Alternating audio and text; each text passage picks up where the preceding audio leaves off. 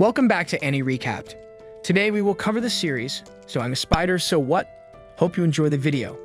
During a completely normal day at a high school in Japan, a huge explosion suddenly destroys everything.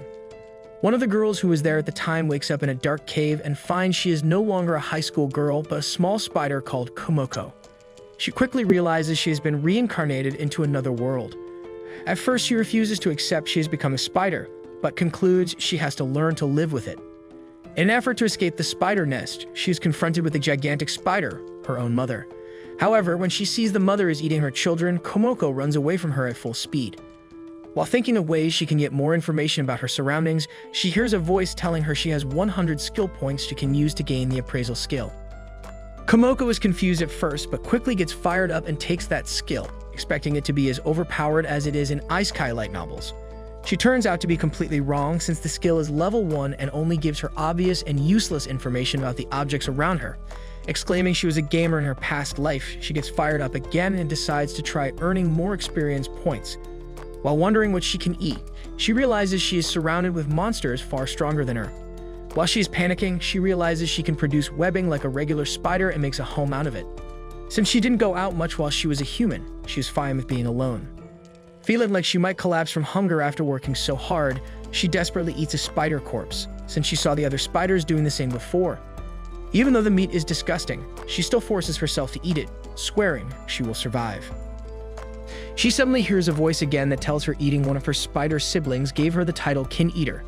With the title, she acquires the skills Taboo and Heretic Magic, but can't figure out how to use them. At that moment, she feels something finally got caught in her web. It turns out to be a blue frog, but once she approaches it, it starts spitting poison at her.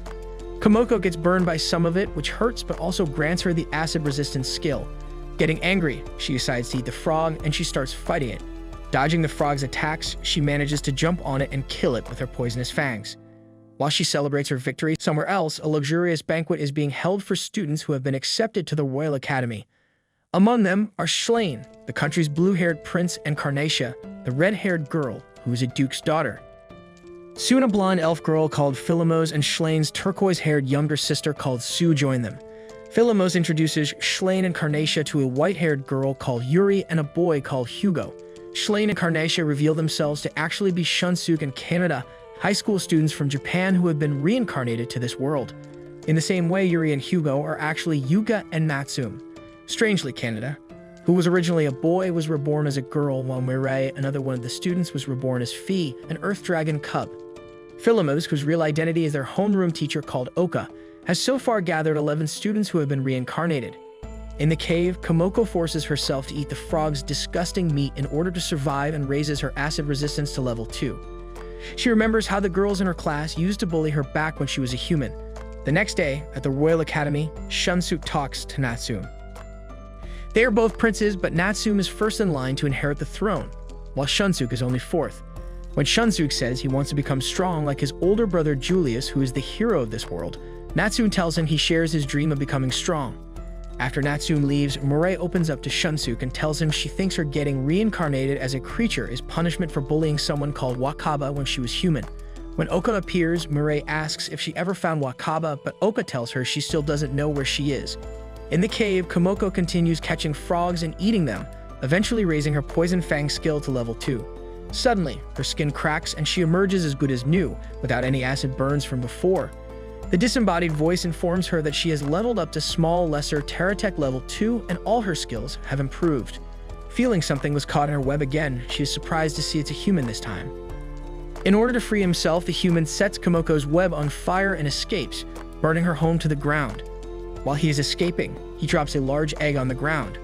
Realizing she needs to make a better shelter, Komoko does her best and builds a much bigger and sturdier home out of her web.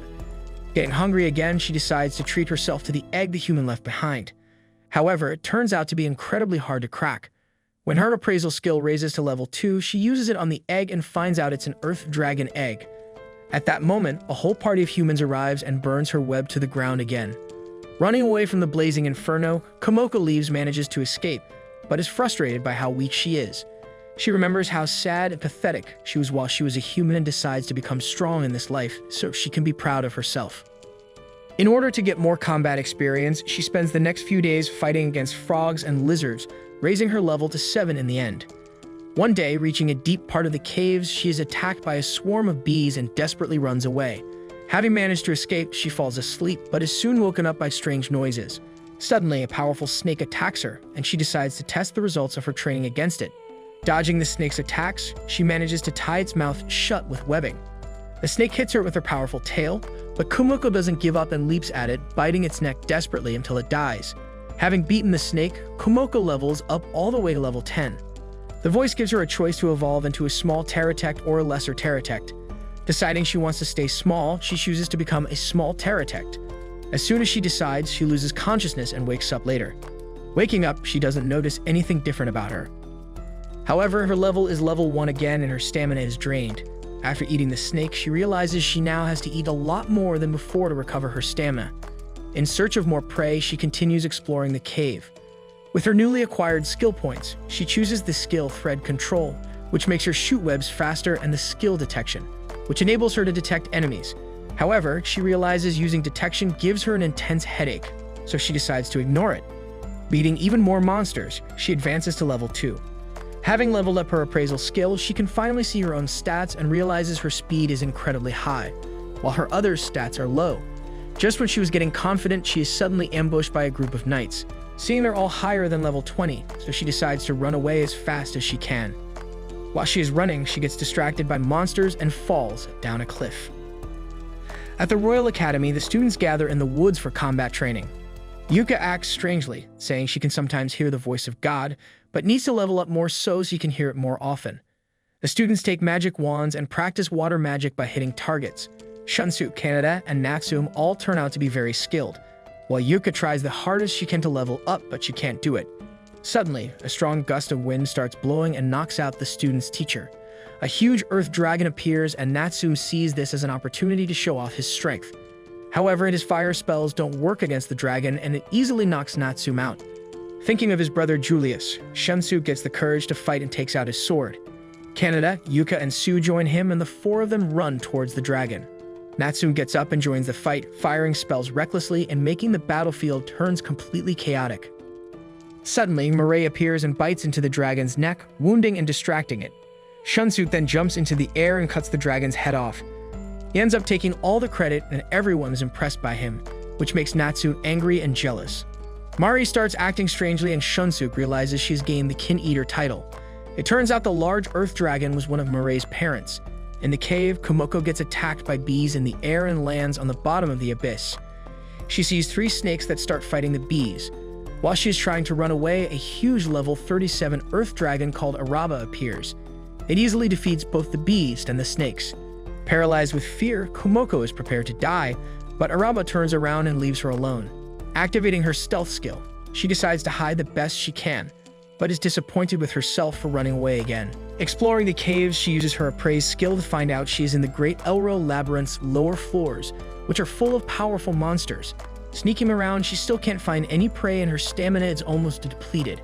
Desperately looking for something to eat, she encounters small blue dinosaurs who are significantly weaker than most monsters around and decides to attack them. Capturing them in her webs, she easily poisons and eats them, acquiring the title Poison Master, which grants her the skills Poison Synthesis and Poison Magic. With the Poison Synthesis skill, she can create globs of poison, but she still doesn't know how to use any kind of magic. Suddenly, she sees a powerful ape-like monster approaching and manages to avoid it. Shortly, a whole horde of them starts running down the hallway. After they leave, a small monkey appears and starts attacking Kumoko, turning out to be very fast. Dodging its punches, she still manages to restrain and kill it, making it scream loudly and die. By killing it, she raised her level to level 4. Finding a safe place, she takes a nap, but is soon woken up by a huge number of monkeys throwing rocks at her. She realizes the monkey she killed earlier attracted the others with its scream, and now they want revenge. Kumoko does her best to keep the monkeys far away from her and uses her new Poison Synthesis skill to throw poison at them. However, one of them manages to reach her and rip her leg off. Desperately fighting, she kills the monkey and levels up, recovering completely. Sticking her web to the cave's walls, she pulls on it and causes an avalanche that buries most of the monkeys. For killing so many enemies, she immediately rises to level 7. Suddenly, 3 powerful ape-like monsters arrive and attack her too. One of them jumps at her, but before it can harm her, she pours a huge amount of poison into its mouth, killing it and rising to level 8. She beats another one of them in the same way, but the third one ambushes her and seriously wounds her. Komoko doesn't give up and manages to poison the last monster too. Luckily, before she dies, her level rises to 9 and she recovers completely. After the fight, she is exhausted but proud of how far she has come. Having finished off the rest of the small monkeys, her level raises to 10 and she gets the opportunity to evolve again, but doesn't do it immediately. Finding a path leading upwards, she hopes it will take her to a safer area. However, she emerges in the labyrinth's middle part, a volcanic landscape full of magma. Desperately running away from seahorse monsters, she ends up back on the labyrinth's bottom. Having settled down, Komoko decides to evolve into a small poison pterodactyl, which changes her appearance and raises all her stats dramatically. Even though she doesn't understand it completely, she gets a skill called Pride that increases how much experience she gains. After she takes it, her taboo skill rises to level 4. She gets the title Ruler of Pride and gains skills called Abyss, Magic, and Haze. Even though it all sounds ominous to her, she ignores it when she sees her stats and skill levels also increased. In order to prepare for challenging the middle floors, she starts training. At the Royal Academy, Mirai has evolved and gotten bigger because she fought the Earth Dragon. Since that incident, Shunsuke has become respected by his whole class, while Natsu remains incredibly jealous of him. Yuka has become an even bigger religious fanatic and wants to recruit everyone to a group called the Followers of the Word of God. She is also looking for people who have the taboo skill because the followers want to kill them. Mari gets concerned since she got that skill by killing her parent. In the labyrinth, Komoko raises her fire resistance and health recovery skills. Suddenly, she gets attacked by an incredibly powerful earth dragon called Kagna. Running away, she returns to the volcanic middle of the labyrinth. A seahorse immediately starts throwing fireballs at her, but she is now so fast she can dodge them easily. When the seahorse drains its magic points, it climbs out of the magma lake. Since it moves very slowly on land, Komoko manages to bite it and kill it. While she is eating the seahorse, two monstrous catfishes emerge and surround Komoko.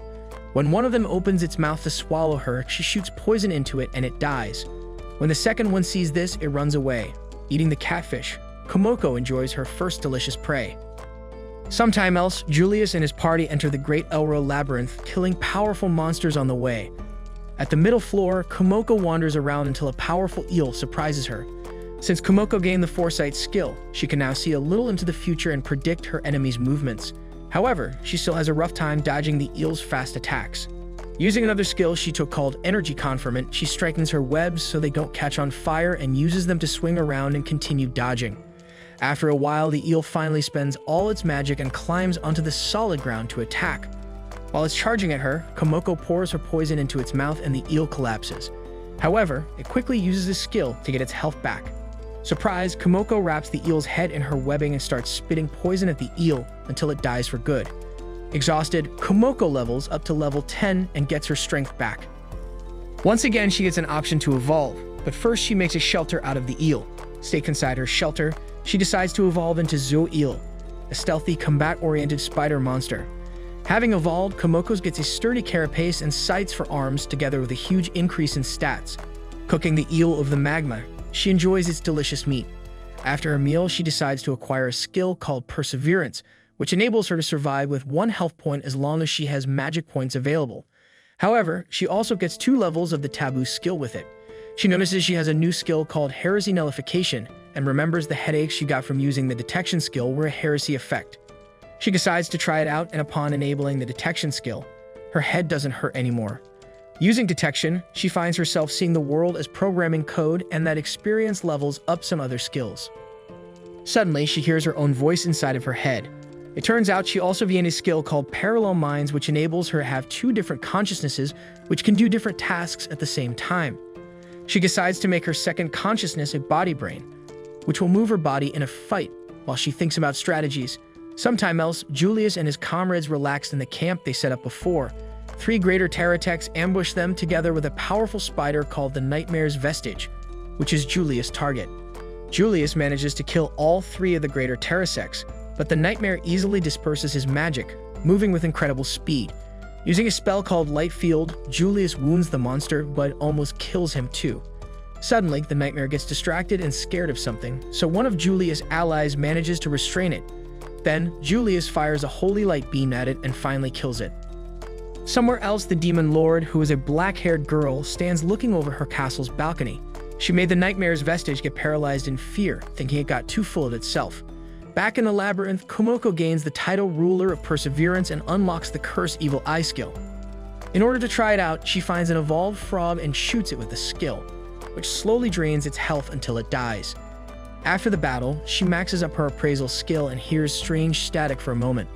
At the Royal Academy, Oka tells Shunsuke and the others that 11 of their classmates asked her to take them into custody at an elf village. 4 of the remaining students have been found dead, but 3 others are alive even though Oka won't say where they are.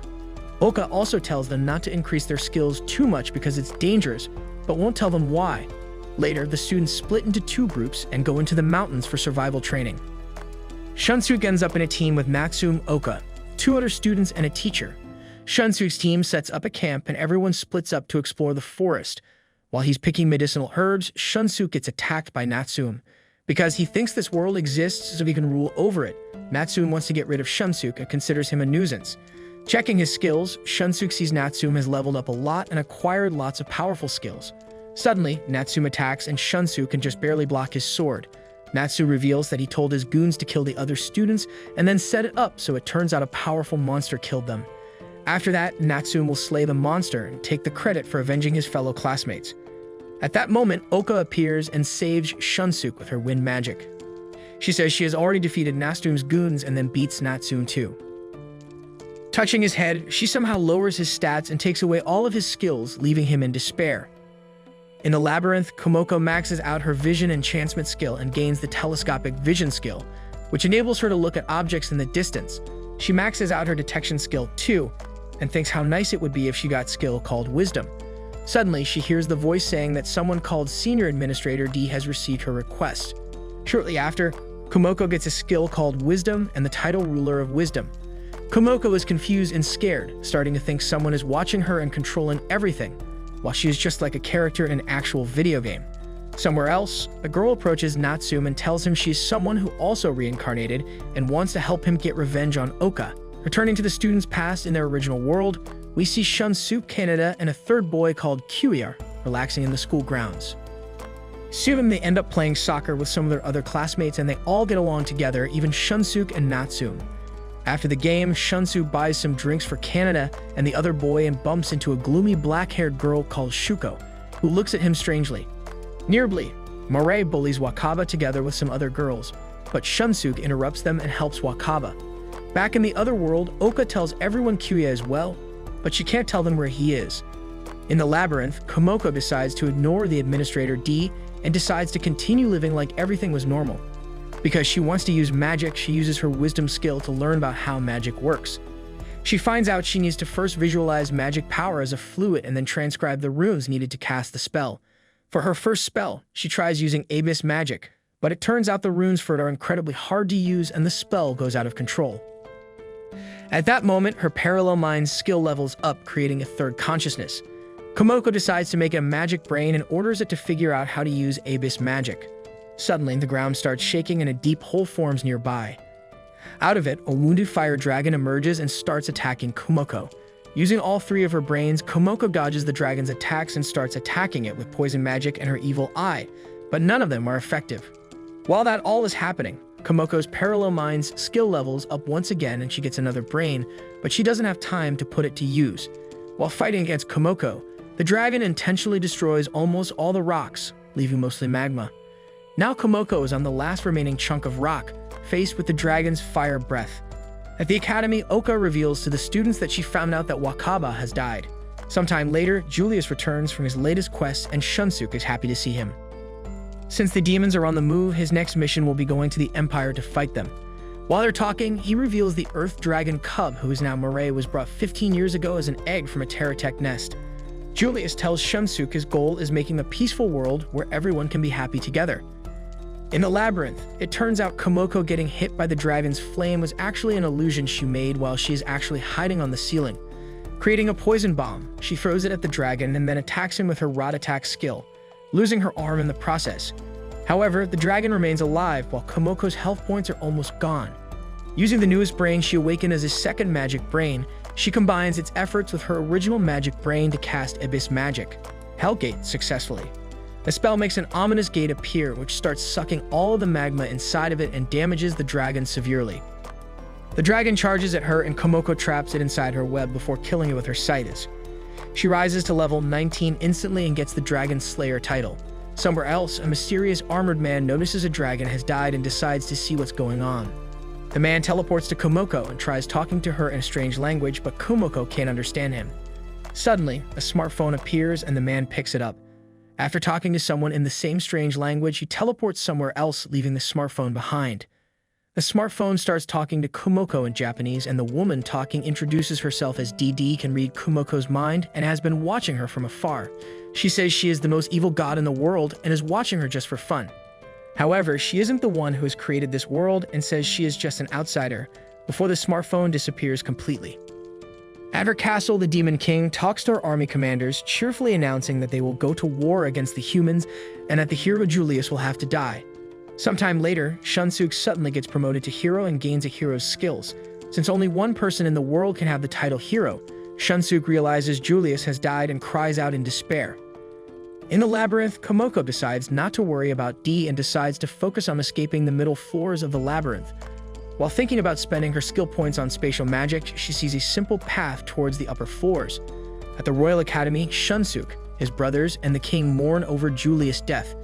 Even though anyone in the world could have inherited the title of hero, Shunsuk got it by coincidence. At that moment, a knight arrives reporting that half of their fortresses have fallen, while the others are just barely pushing back the demons. The only place where the demon army was completely defeated is Fort Dazaro, where Ronan, the most powerful of all human mages, is in charge. The king decides to keep the fact that Julius died a secret for now, not wanting to disturb his people. He tells Shunsuk he has to leave the academy and start preparing for the time when he will have to protect humanity as the hero. At Fort Dazaro, Ronan, a gray-haired mage, tells one of his soldiers the story of the Nightmare of the Labyrinth. 15 years in the past, a party of adventurers, including Ronan, were exploring the Great Elro Labyrinth to kill a powerful spider monster. Seeing a sturdy shelter made of spider webs, they burned it away, which made a powerful Zoel spider appear. When the spider uses appraisal to inspect them, Ronan is impressed, having never seen a spider with such high stats and so many skills. At that moment, the spider activates a skill, and almost all of the knights suddenly lose consciousness. While Ronan is preparing to teleport everyone to safety, the party's leader summons various familiars to fight the spider. However, the spider easily dodges or blocks all the attacks and defeats the familiars one by one.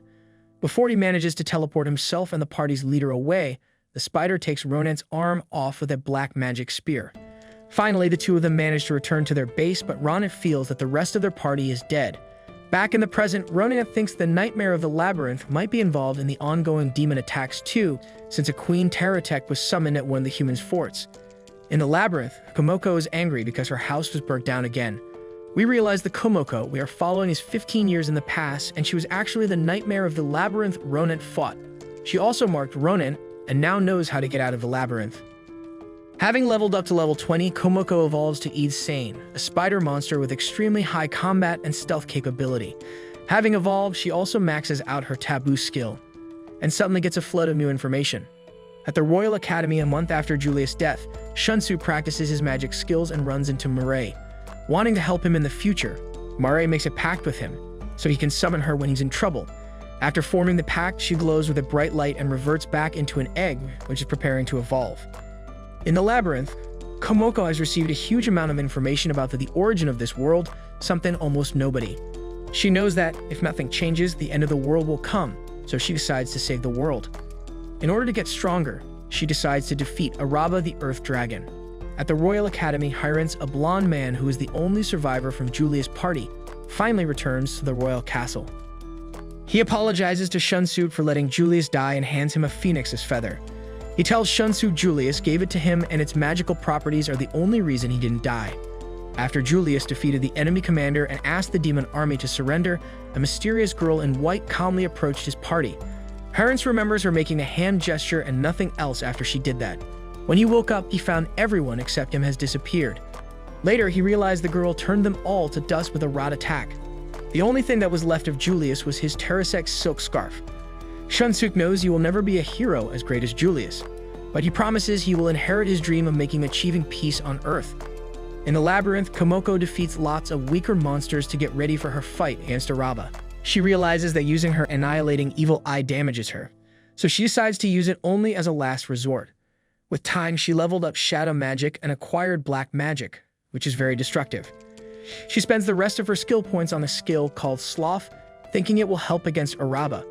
Ready for her encounter with the dragon, she waits for him to arrive at his base. When he arrives, she attacks him with black magic spears while climbing up the cave, but Araba just keeps running after her and attacking, unfazed by her attacks. Komoko tries attacking him with poison and trapping him in her web, but Araba is too fast and agile to get hit by her. When he leaps at her, she finally captures him in a web she prepared previously. She attacks him with all the spells she knows, but he suddenly breaks through the web. It turns out he acquired new skills specifically to counter her attacks, together with the strongest flame breath skill. When Komoko reaches the ceiling and has nowhere else to go, she starts descending. However, Araba catches up with her and pierces her with a rock spear. In order to escape, she uses up 2 of her eyes to cast Annihilating Evil Eye and destroy 2 of Araba's fingers. She cuts off her hind part to free herself from the rock spike and starts dropping down to the ground. Stopping herself from falling, she jumps above Araba and does her best to escape upwards. However, Araba quickly bites onto her, capturing her. Desperately sacrificing her arms to attack him with rot magic, she frees herself. Almost ready to give up, Komoko remembers everything she has been through and gets her determination back. Araba leaps at her once again, but suddenly drops down to the ground. It turns out the sloth skill Komoko picked up makes her opponent drain their health, magic, and stamina points faster, which drain Araba's stamina to the point of exhaustion. Health and magic can be automatically regenerated, but stamina can't. When Komoko prepares to finish him off, Araba gets back on his legs. To Komoko's surprise, self-destructs, leaving Komoko angry at him for giving up so fast, even though she's been fighting for her life ever since she was reincarnated. Defeating Araba raises Komoko's level to 29. At the Demon King's castle, the Demon King remembers fighting an earth dragon in the past. Back in the labyrinth, following the path the humans took, Komoko finally leaves the Great Elro Labyrinth. Thank you so much for staying until the end. Stay tuned for part 2. For now, you have been fantastic.